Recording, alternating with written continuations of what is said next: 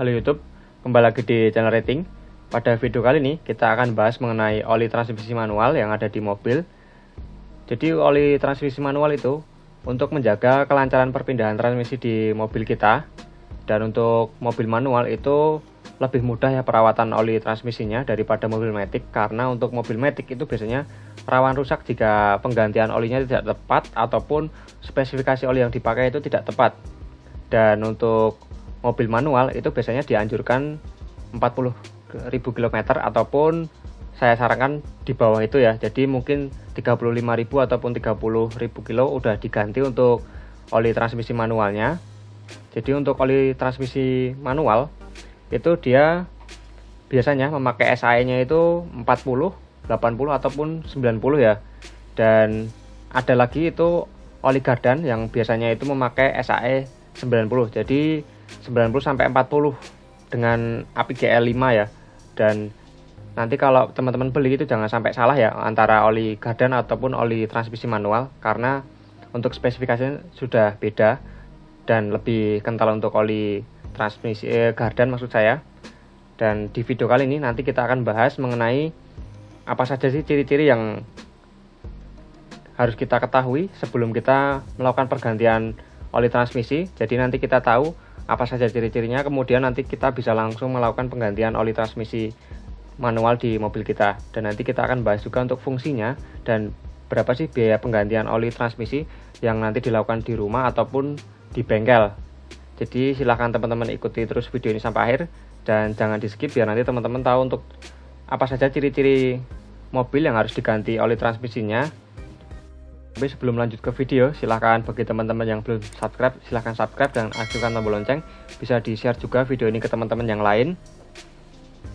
Jadi untuk ciri-ciri pertama ketika mobil kita itu harus ganti oli transmisinya, yaitu susah masuk gigi ya, atau persnelingnya itu ketika kita mengoper tuas transmisinya itu dia agak susah ataupun nyangkut. Nah jika seperti ini dia masih aman-aman aja ya ataupun normal, karena untuk tuas persnelingnya ketika saya memasukkan persneling atau gigi itu dia masih lancar dan untuk respon dari transmisinya juga masih cepat. Jadi ketika nanti mobil teman-teman merasa tuas persnelingnya itu menjadi berat ataupun susah untuk masuk gigi, nah itu bisa jadi salah satu penyebab ataupun ciri-ciri untuk penggantian oli transmisi. Jadi nanti silahkan cek di bagian tuas persnelingnya. Jadi ketika kita kopling full dan kita oper itu agak berat ataupun nyangkut, itu bisa jadi salah satu ciri-cirinya ya teman-teman. Dan untuk yang kedua ataupun ciri-ciri kedua itu ada dengung dari transmisi. Jadi ketika kita mengoper gigi kemudian nanti kita melepas kopling, itu biasanya akan ada terdengar suara dengungan dari bagian transmisi di bagian depan ya tentunya. Dan untuk suaranya biasanya agak samar. Jadi silahkan teman-teman perhatikan ketika terjadi dengungan ketika teman-teman itu melakukan perpindahan persneling ya. Jadi untuk suaranya itu dia seperti mendengung. Dan untuk yang ketiga ciri-cirinya itu terdapat getaran dari transmisi. Jadi itu untuk getaran biasanya nggak cuman ciri-ciri dari harus ganti oli ataupun olinya sudah jelek, tapi untuk getaran biasanya beberapa faktor, yaitu dari engine mounting juga bisa. Cuman ketika kita mengalami dua penyebab tadi atau dua ciri-ciri tadi dan kemudian diikuti dengan getaran dari transmisi, itu bisa jadi oli transmisinya itu memang sudah jelek ataupun memang saatnya untuk diganti ya teman-teman. Jadi untuk getaran transmisi itu nanti silahkan teman-teman perhatikan ketika terjadi getaran yang berlebih, itu silahkan cek di bagian engine mounting ataupun memang untuk oli transmisinya sudah jelek ya. Dan untuk yang keempat ciri-ciri dari oli transmisi harus diganti itu warna oli itu berubah. Jadi untuk warna oli yang masih bagus seperti ini ya, untuk warnanya itu bening, bisa dilihat ya untuk di video seperti ini. Dan untuk oli yang sudah jelek itu tentunya warnanya sudah keruh. Nanti untuk cara pengecekannya silahkan teman-teman nanti cek di bagian stick oli yang ada di bagian depan. Untuk beberapa mobil itu ada untuk pengecekannya, tapi untuk di mobil saya karena tidak ada untuk pengecekannya, nanti bisa teman-teman kendorkan aja untuk bagian pembuangan oli transmisinya, itu bisa dibuka sedikit sampai olinya itu kelihatan. Kemudian bisa dicek untuk warnanya. Kalau untuk warnanya sudah hitam ataupun sudah keruh, itu bisa dipastikan memang olinya sudah jelek ya.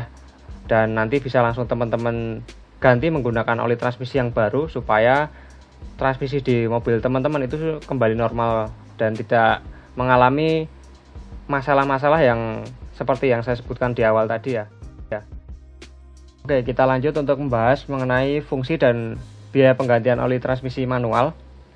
Jadi banyak orang itu mengira oli transmisi pada mobil manual itu tidak terlalu memiliki fungsi.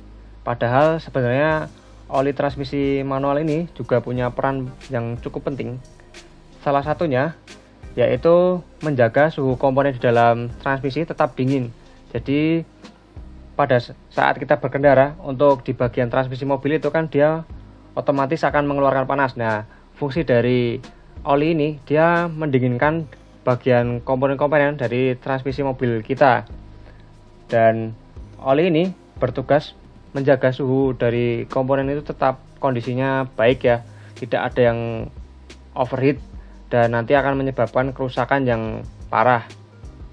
Jadi ibarat kata itu dia sama seperti oli pada mesin untuk menjaga suhu dan untuk menjaga kelancaran perpindahan di bagian transmisi. Dan selanjutnya kita akan bahas mengenai biaya.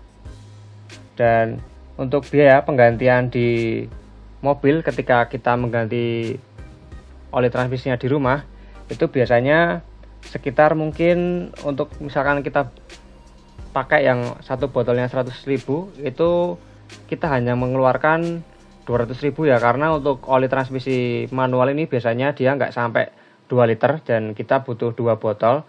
Dan untuk biaya itu nanti tergantung dari oli yang teman-teman pakai. Dan ketika kita menggantinya di bengkel, otomatis kita akan terkena untuk jasa penggantiannya. Untuk jasa penggantiannya itu di setiap wilayah ataupun daerah berbeda-beda ya. Bisa dari 150.000 ataupun sampai 200.000 ya, nanti tergantung. Dan kalau ditambahkan atau dijumlah, misalkan kita pakai oli yang harganya 200.000 untuk 2 botol, kemudian kita tambah jasa 150.000, ya bisa dihitung 350 ribuan, mungkin sekitar seperti itu ya untuk harga penggantian di bengkel. Dan untuk cara penggantiannya sebenarnya sudah ada di video dahulu, jadi nanti silahkan teman-teman cek di channel ini.